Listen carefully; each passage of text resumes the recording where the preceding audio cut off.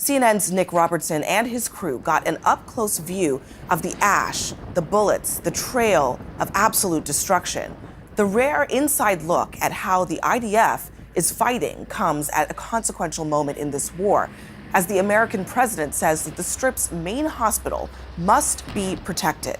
Now, Israel says the very same facility houses a Hamas command complex below it. And CNN reported the story that you're about to see under Israeli Defense Force escort at all times, but CNN did not submit its script or its footage to the IDF. And CNN retained editorial control over the final report that you'll see now. Driving into Gaza with the Israeli forces. It's a war zone. The conditions of our access only show officers, no faces of soldiers, and don't show sensitive equipment. We are passing mile after mile of destruction.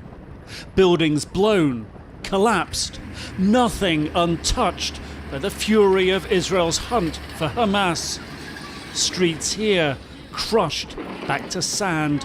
Shops, everything that we see, no sign of any civilians here, and the soldiers have been telling us that even inside the stores they've been fighting things like rocket-propelled grenades ready to use against them as they were advancing through this area.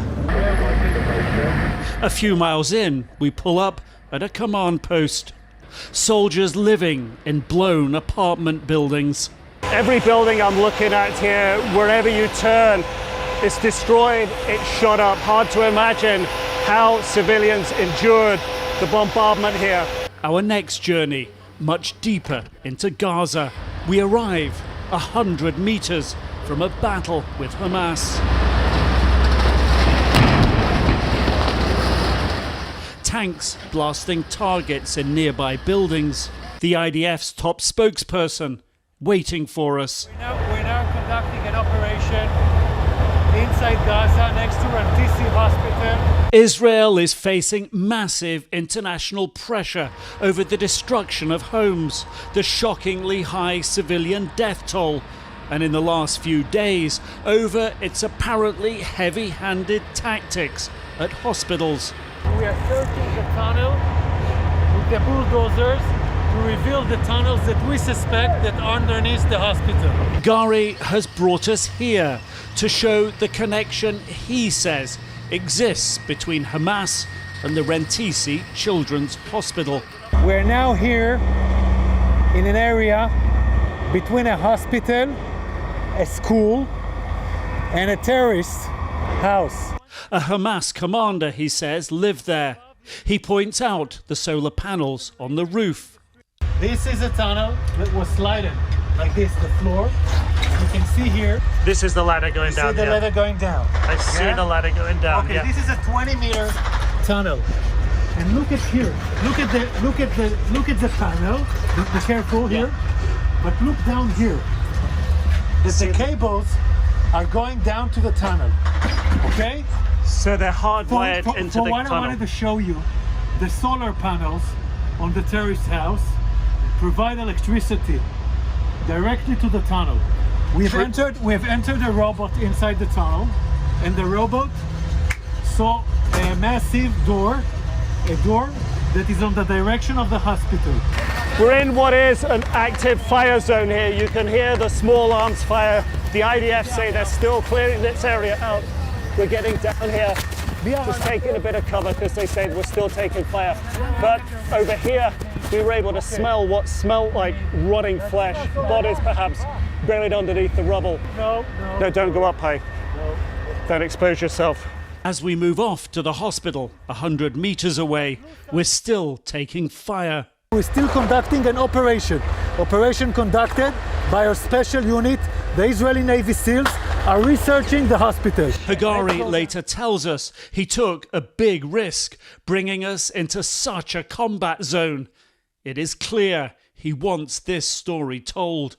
We're searching here to see the connection of the tunnel to the hospital, okay? Don't fall here. So this is where the connection... We are looking for the connection. As we finally reach the hospital, it is already getting dark. A huge hole has been blasted through the walls into the basement. Why is the hospital so damaged? We'll talk. Why is the hospital so damaged like this? I'll explain. It's an important question. Yeah, it is. We came to this hospital 5 days ago. There were still patients inside the hospital. We did not enter into the hospital. He claims since then all patients were evacuated by hospital staff. We assist this evacuation, of course, to make it a safe pass for all the patients in the hospital. We do not know that the hospital is entirely clean. We do not know. We only entered to this area which was suspected because we're being fired. Gari leads us through a warren of basement corridors to this room. This was the armory, okay? This was the Hamas armory. Yeah. He shows us a few rusting guns and some explosives. These guns alone have potentially huge implications for Gaza's hospitals and Israel's apparent push to take control of them. The International Committee for the Red Cross say that hospitals are given special protection under international humanitarian law in a time of war. But if militants store weapons there or use them as a base of fire, then that protection falls away. In other rooms, he shows us a motorbike with a bullet hole in it that he suspects was used by Hamas attackers October 7th. And nearby, possible evidence hostages could have been held here. We are now in the basement, in the same area, yards from the motorcycle. We see here a chair. We see here a rope.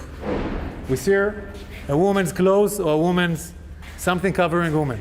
Do you think a woman was tied up in this chair? This is an assumption going to be checked by DNA. More evidence, Hagari says, points towards Hamas and possible hostage presence below the hospital. And by bringing us here to this hospital and showing us the connection that you believe exists between the terrorists and the possibly hostages, what does this say about the other hospitals here in Gaza?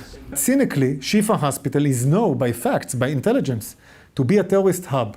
And also, it's suspicious also in holding hostages. This is the best shelter for the terror war machine of Hamas. But the hospital authorities said they have no knowledge of Hamas or other groups inside their hospitals. Is that possible? I think it's not possible for an hospital to have this kind of an infrastructure. We knew the terrorists were here.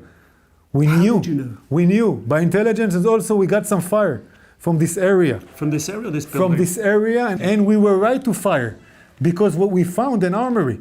But so much damage all around here. Yeah, there is damage all around here because Hamas made it impossible for us to fight him. He built all this infrastructure in tunnels and in hospital around areas populated. As we exit the hospital, it is already dark.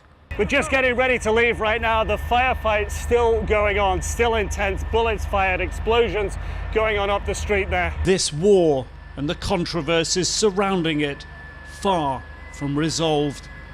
Nick Robertson, CNN, Gaza.